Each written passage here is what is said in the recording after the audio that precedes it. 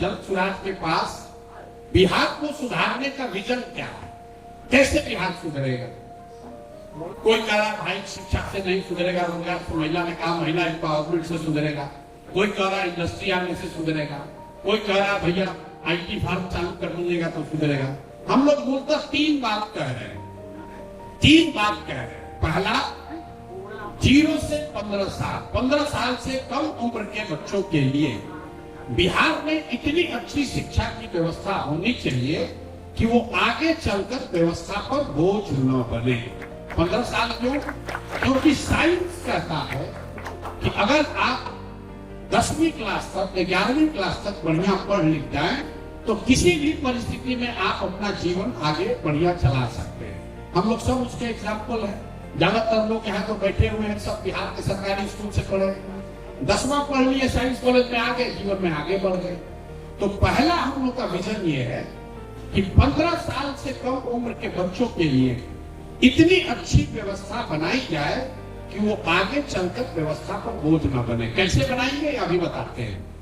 दूसरा विजन का पिलर ये है कि जो युवा है 20 साल से 55 साल 60 साल की उम्र के लोग जो अब वापस जाकर पढ़ नहीं सकते, उनके हाथ में पूंजी की व्यवस्था की जाए ताकि वो खुद स्वरोजगार कर सके, अपने पैर पर खड़ा हो सके, कुछ न कुछ रोजी रोजगार कर सके। ये कैसे होगा ये भी अभी आपको बताएंगे। और तीसरी बात हम लोग कह रहे हैं कि जो 60 साल से ज्यादा उम्र का आदमी है, गरीब है या उसके पास साधन नहीं है, उसको कम से कम 2000 रुपया महीना का जरूर मिले ताकि वो एक बेसिक डिग्निफाइड लाइफ जी सके। बड़ी बात कुछ नहीं कहेंगे, इसी तीन बात को आपको समझाते हैं कि बिहार में शिक्षा कैसे सुधारा जा सकता है। हम लोग इसके लिए दो बात कह रहे हैं। एक कि जो स्कैंडिनेवियन कंट्रीज ने बताया सिखाया, rather than taking school to every village, you need to take children to good school. मतलब अभी जो व्यवस्था है इसमें सरकार की पॉलिसी है कि हर गांव में, हर पंचायत में, हर प्रखंड में स्कूल खोलो। नतीजा क्या हुआ? आप 60,000 करोड़ रुपया हर साल खर्च करते हैं और जो आपने व्यवस्था बनाई है इसमें जहां बिल्डिंग है वहां टीचर नहीं है, जहां टीचर है वहां बिल्डिंग नहीं है, जहां दोनों है वहां बच्चे नहीं है, और जहां तीनों है वहां पढ़ाई नहीं। कुछ लोगों को लगता है कि बिहार में शिक्षा व्यवस्था इसलिए खराब है कि यहाँ पर स्कूल में खिचड़ी बट रहा है। ये बिल्कुल आपकी गलत भावना है। स्कूल में खिचड़ी बटने से अगर शिक्षा व्यवस्था खराब होता तो भाई 6वीं क्लास के ऊपर के स्कूलों में खिचड़ी नहीं पड़ती है, वहां पर पढ़ाई क्यों नहीं हो रहा? कुछ लोग घर में बैठ के कमेंट्री करते हैं कि ये जो नियोजित शिक्षक लोग आया है, शिक्षकों की गुणवत्ता खराब है इसलिए शिक्षा व्यवस्था खराब हो। ये भी बिल्कुल गलत बात है। अगर नियोजित शिक्षकों की वजह से शिक्षा खराब होता तो पटना साइंस कॉलेज में पढ़ाई क्यों नहीं हो रहा है?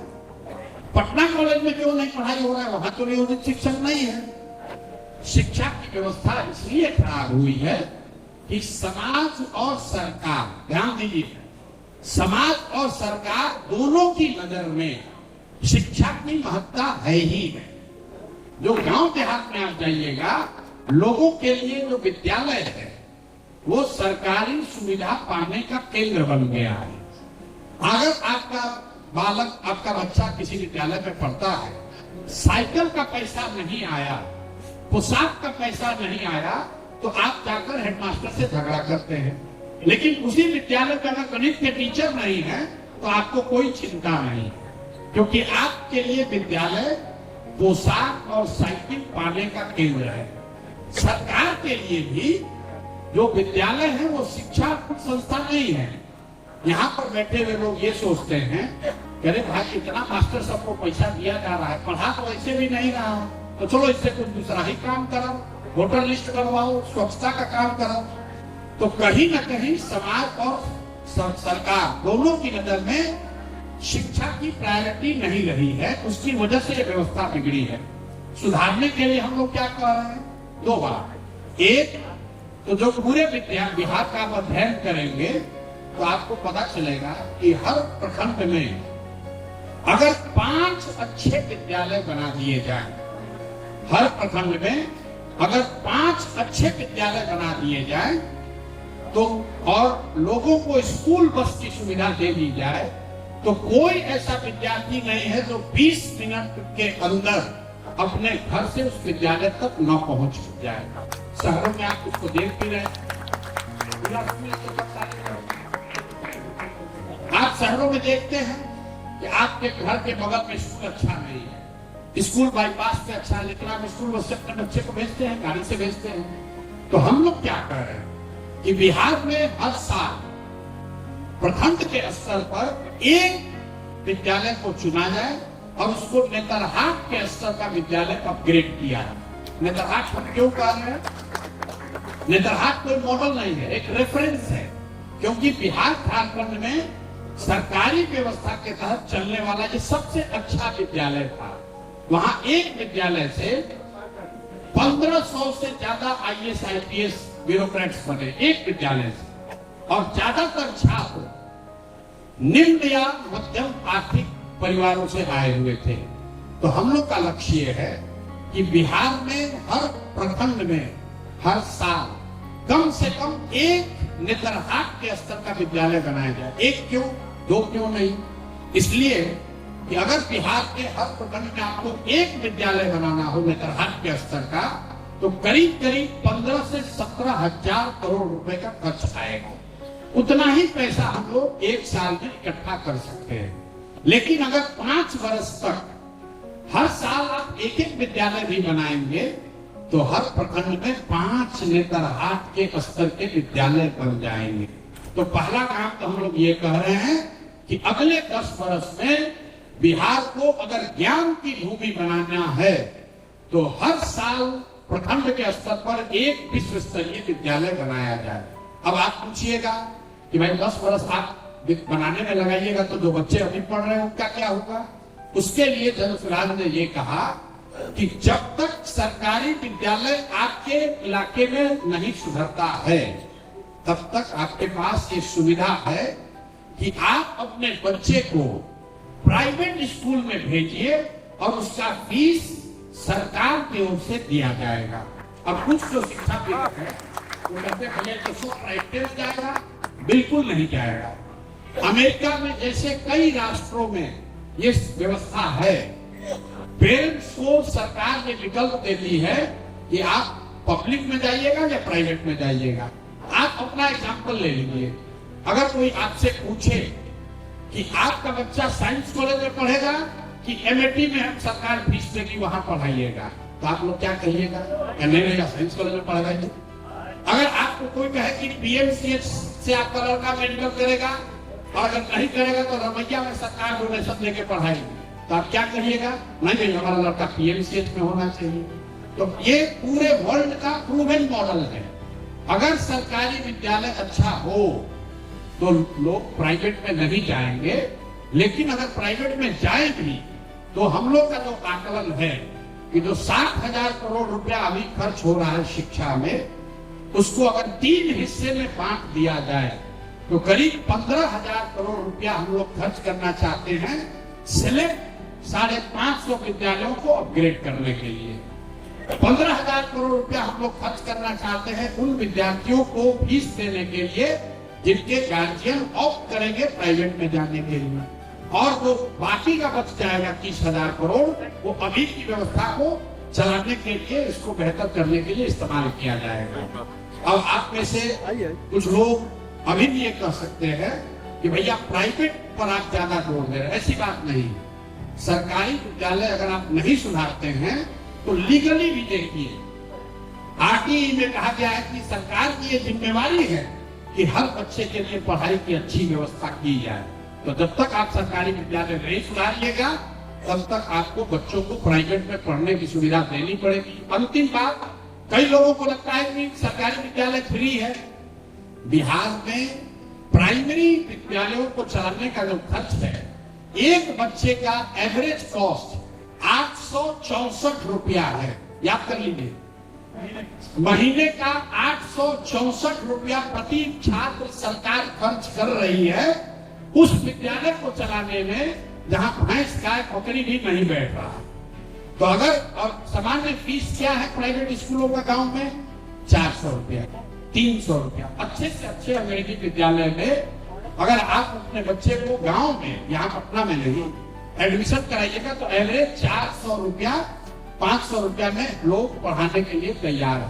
तो हम लोग उसके लिए प्रोविजन कर रहे हैं कि हर परिवार में 2 या 3 बच्चे हैं, अगर आप उसको 1500 रुपया महीना दे दीजिएगा तो कम से कम अपने बच्चे को प्राइवेट स्कूल में पढ़ाएगा, अपनी जिंदगी अपने बच्चे की सुधार देगा।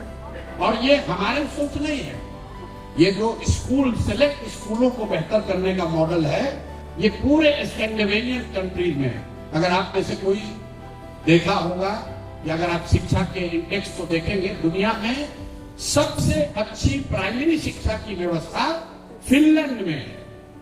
फिनलैंड में सबसे अच्छी प्राइमरी शिक्षा की व्यवस्था है, वहां पर ये चीज लागू है। रादर, जो मैंने आपको शुरू किया था कि rather than building school to every in every village, make school at strategic locations and help children reach that school, ये मॉडल हम लोग बिहार में लागू करना चाहते हैं।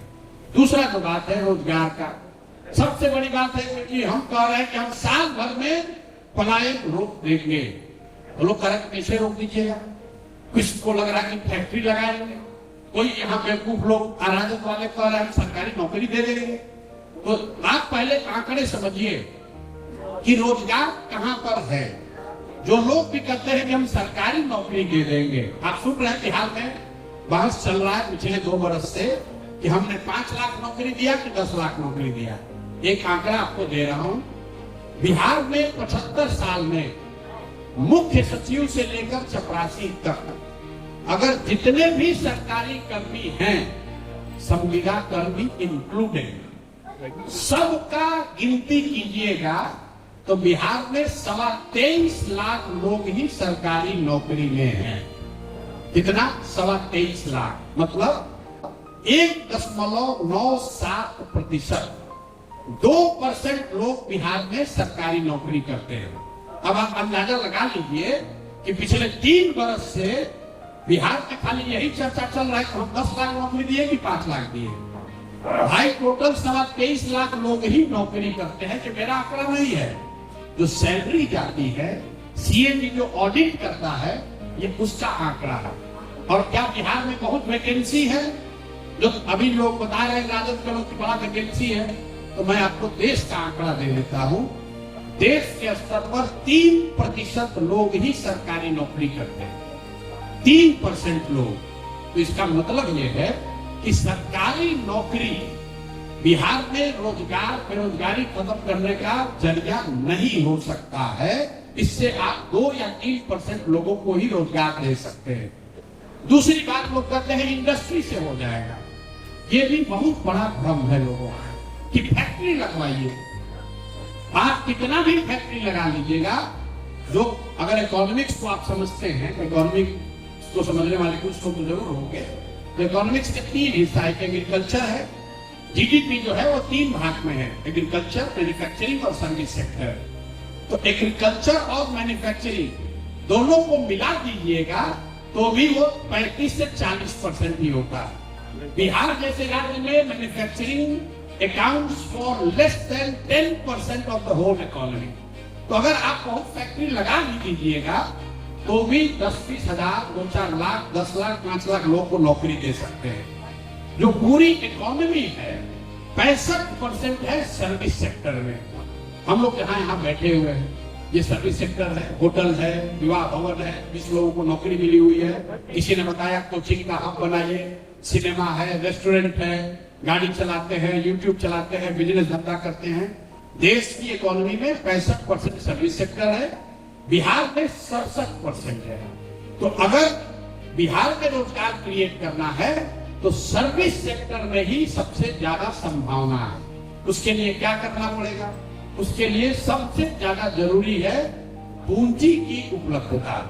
अगर आपके पास पूंजी हो, पैसा हो, तो आप होटल खोल सकते हैं, आप कोई बिजनेस रोजगार कर सकते हैं, अपने खेत में ज्यादा इन्वेस्टमेंट करके कल धान उगा रहे थे, कल से लहसुन उगा सकते हैं।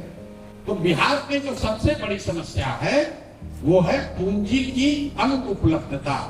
ये पूंजी की जो कमी है वो क्यों है उसको समझिए तो आपको रास्ता अपने आप दिखेगा। बिहार में देखिए, समाज में पूंजी के दो स्रोत हैं। एक जो आप और हम पैसा कमाते हैं, जो खर्च के बाद बच गया वो आपका पूंजी हुआ, मूलधन हुआ। और दूसरा है बोरोड कैपिटल। आप 1 लाख रुपया कमाए, 80,000 रुपया खर्च हो गया, 20,000 रुपया आपके पास बचा है, आपने एक गाड़ी या एक मोटरसाइकिल खरीदना है तो 20,000 रुपया अपना इस्तेमाल किया और बाकी पैसा आपने बैंक से लोन लिया।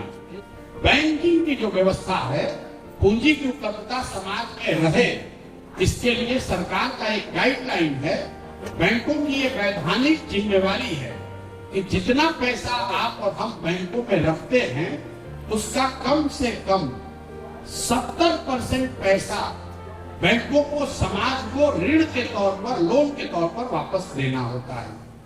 ऋण के तौर पर 70%, ये उनकी वैधानिक जिम्मेवारी है। बिहार में जो सीडी रेशियो, ये आरबीआई इसका आंकड़ा जारी करता है हर 15 दिन पर। बिहार में बैंक जो है वो सिर्फ 100 में 40 रुपया ही लोन दे रहे हैं, 60 रुपया दूसरे राज्य में ट्रांसफर कर रहे हैं, जिसको मैं कहता हूं पूंजी का पलायन। इसका असर क्या होता है? पिछले वित्तीय वर्ष में बिहार की गरीब जनता में, कोई इंडस्ट्री नहीं है, बहुत गरीबी है, फिर भी बिहार के लोगों ने एक साथ मिलके करीब करीब 4.5 लाख करोड़ रुपया हम लोगों ने बैंकों में जमा किया। 40% सीडी रेशियो होने की वजह से बैंकों ने सिर्फ 1,61,000 करोड़ रुपया यहाँ पर कर्ज के तौर पर दिया। चाहे आपको घर बनाने के लिए दिया हो, टीवी खरीदने के लिए दिया हो, मोटरसाइकिल खरीदने के लिए दिया हो, खेती करने के लिए दिया हो, बिजनेस करने के लिए दिया हो, कुल 1,61,000 करोड़ रुपया ही लोन के तौर पर मिला। बाकी पैसा कहाँ गया? बाकी पैसा बैंकों ने उन राज्यों में ट्रांसफर कर दिया जहां पर उद्योग धंधे लग रहे हैं, जहां पर तरक्की हो रही है। गुजरात में सीडी रेशियो कितना है? 90। कर्नाटक में सीडी रेशियो कितना है? 92। तेलंगाना में सीडी रेशियो कितना है? 100। आंध्रा में सीडी रेशियो कितना है? 104। केरल में सीडी रेशियो कितना है? करीब करीब 95। तो ये जो पैसा है, हम लोग का पैसा 2.25 लाख से 2.5 लाख करोड़ रुपया बैंक यहां से ट्रांसफर कर रहे हैं दूसरे राज्यों में। तो हम लोग ये कह रहे हैं कि अगर बिहार में सीडी रेशियो को सुधार दिया जाए तो हर साल बजट से नहीं, लोगों का बैंकों के जरिए 2.5 लाख करोड़ रुपया एक्स्ट्रा इन्वेस्ट होने लगेगा। जब ये 2.5 लाख करोड़ रुपया आपको उपलब्ध होगा तो जो आज 4 कमरे का घर बना रहा है वो 6 कमरे का बनाएगा। आप एक मोटरसाइकिल खरीद रहे हैं, कल 2 खरीदिएगा। आप छोटा रोजगार कर रहे हैं, उसको बड़ा कीजिएगा। आप 10 सीटर रेस्टोरेंट चलाते हैं, कल 50 सीटर रेस्टोरेंट चलाइएगा। हर आदमी के पास जब पूंजी होगी तो उससे रोजगार बढ़ेगा। तो जब स्वराज एक पंक्ति में ये कहता है कि अगर रोजगार क्रिएट करना है, पलायन रोकना है, श्रम का पलायन रोकना है, तो उसके लिए पूंजी का पलायन रोकना होगा। जब पूंजी का पलायन रोकिएगा तो बुद्धि का पलायन रुकेगा। बुद्धिमान लोग रुकेंगे, उस पैसे का इस्तेमाल करके कुछ बिजनेस करेंगे।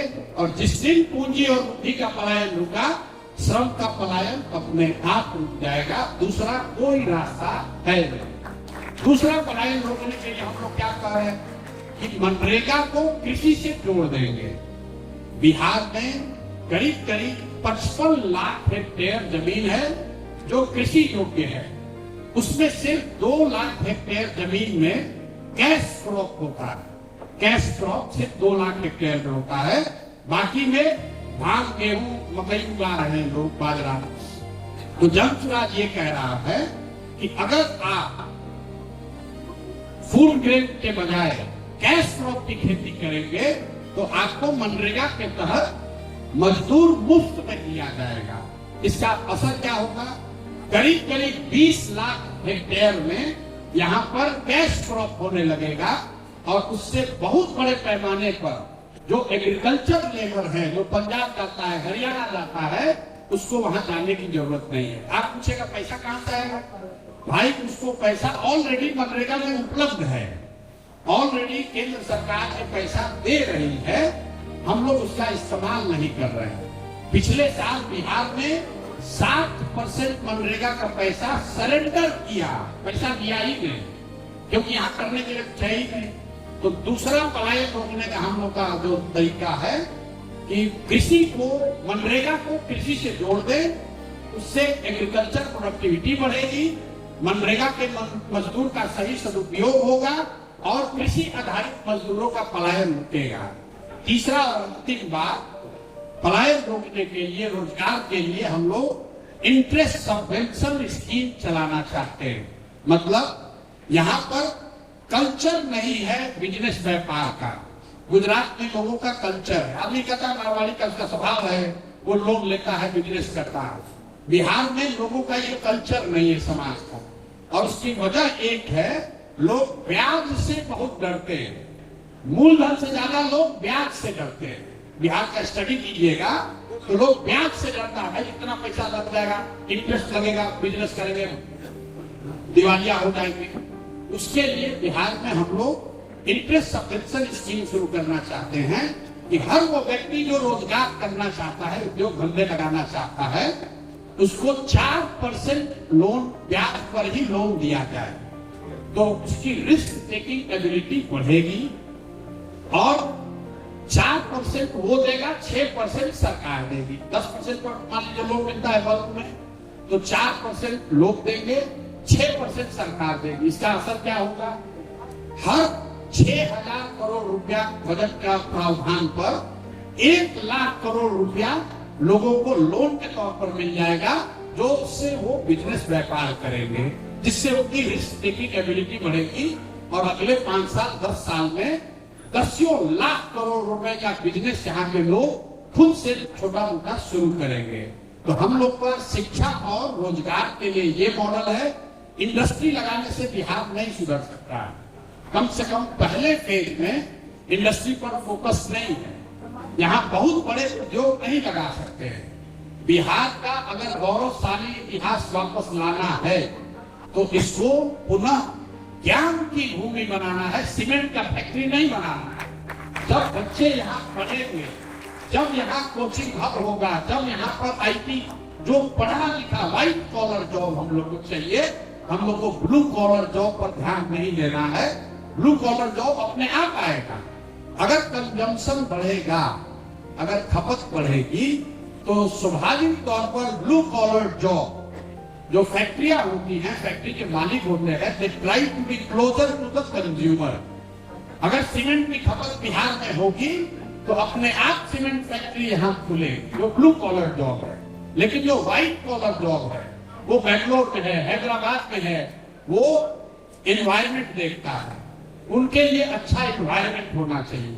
तो बिहार में कोशिश होनी चाहिए शिक्षा बेस्ड एजुकेशन, इंडस्ट्रियलाइजेशन जो है वो एजुकेशन बेस्ड होना चाहिए, क्योंकि यही हम लोग की ताकत है।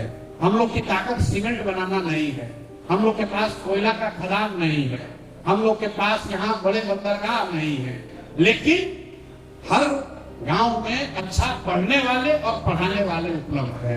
अगर आप उनको सुविधा दे दें, जैसे मान लीजिए हम लोग का एक स्कीम है कि हर प्रखंड से कम 10,000 लड़कियों को नर्सिंग की ट्रेनिंग दी जाए, नर्सिंग और पैरामेडिक्स की, उससे पूरा गेट लग जाएगा। उन्होंने कहा महिला, आप सुनते हैं केरला का नर्स कैसे पूरे देश में आई? आपने इसका ध्यान नहीं किया होगा। आप सुनते हैं, समझते हैं सब लोग केरला में ट्रेनिंग लिया, नहीं। जब द्रविडियन मॉडल शुरू हुआ तो देश में उन्होंने सबसे ज्यादा नर्सिंग कॉलेज तमिलनाडु में बनाए। देश में जितने नर्सिंग कॉलेज हैं, जितना सीट उपलब्ध है, उसका 2/3 याद रखिए, सिर्फ तमिलनाडु में है।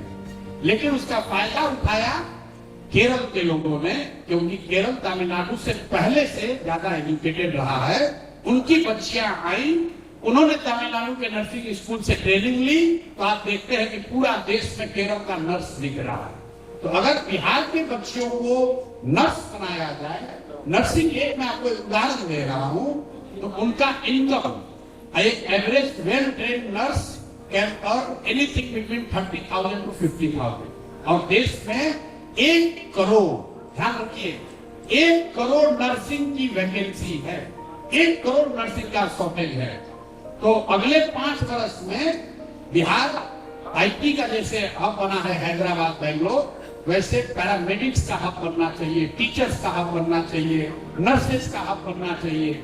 इससे लोगों को रोजगार मिलेगा, व्हाइट कॉलर जॉब क्रिएट किए जाएंगे, उससे लोगों का इनकम बढ़ेगा। जब लोगों की इनकम बढ़ेगी स्वाभाविक तौर पर आप कंज्यूम ज्यादा कीजिएगा। जब पैसा होगा तभी तो कुछ खरीदिएगा, खाइएगा। जब आप कंज्यूम करेंगे तो ब्लू कॉलर जॉब और इंडस्ट्री अपने आप उसको फॉलो करता है। और आपने एक अंतिम आपका जवाब दे दूं, आपको घर भी जाना होगा।